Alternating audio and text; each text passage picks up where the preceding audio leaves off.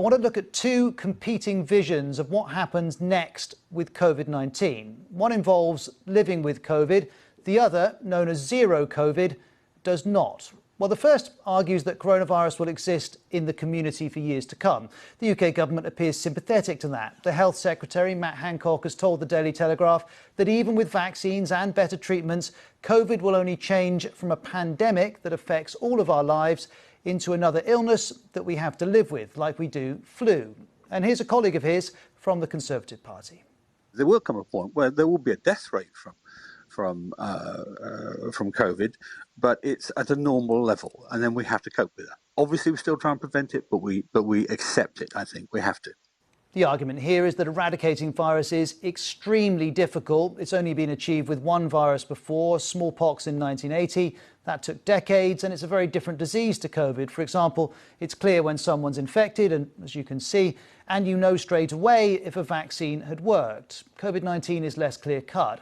So one argument against eradication is that it's simply very, very difficult. Another is that it's not necessary. That would be because vaccines are going to reduce severe symptoms, and that will reduce pressure on health services. In this circumstance, COVID-19 takes its place alongside other illnesses. Here's one of the UK's most senior doctors. We should be taking into account, for example, the number of school days lost, the number of deaths from cancers not picked up lost, the number of people having their hip replacement cancelled, and the number of people, for example, losing their jobs. So all of that has to go into the main. This can't just be about COVID. Then there's the argument that completely suppressing the virus, the idea known as zero COVID, would need such sustained restrictions that the economic and social costs would be too high. This senior scientist working on the pandemic says zero COVID is not compatible with the individual rights and freedoms that characterise post-war democracies. Well, let's look at the idea of zero COVID. The place often linked with this is New Zealand. It's won widespread praise for its handling of the pandemic, and this is what's happening there.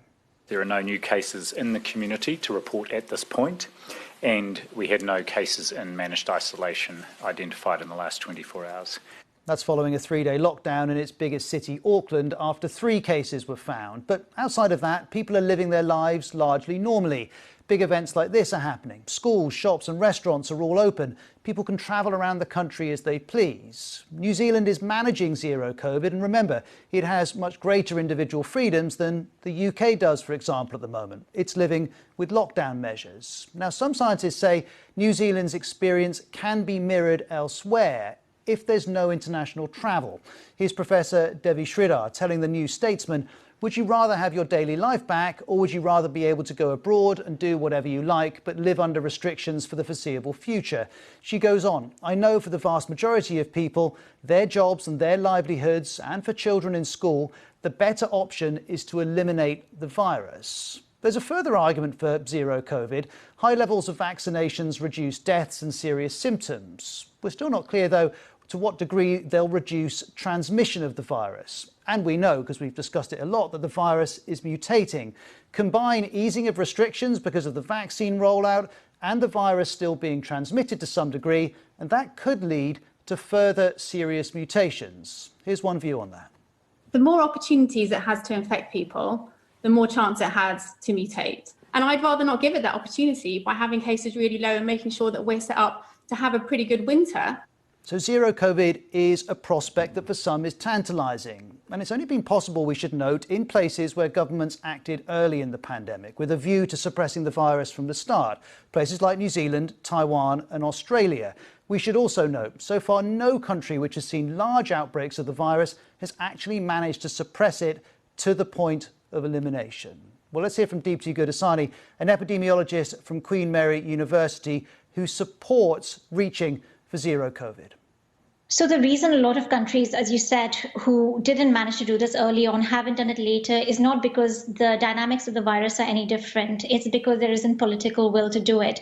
In terms of the dynamics of the virus, they're very predictable. So we are at an R rate of 0.8 now, and with the current number of cases, we will reach the threshold to meet zero COVID in about 2 to 3 months if we actually stick to the same R rate. But we could have done this in March, for example, quite easily had we held on to restrictions for a little bit longer. So yes, you do need longer restrictions, but it's not indefinite and it's not hugely longer. It's a little bit longer for the benefit in the future to have a near normal life, because then when you ease restrictions, you've reached near zero community transmission and you don't have those outbreaks happening, except very occasionally when cases manage to make it into the country.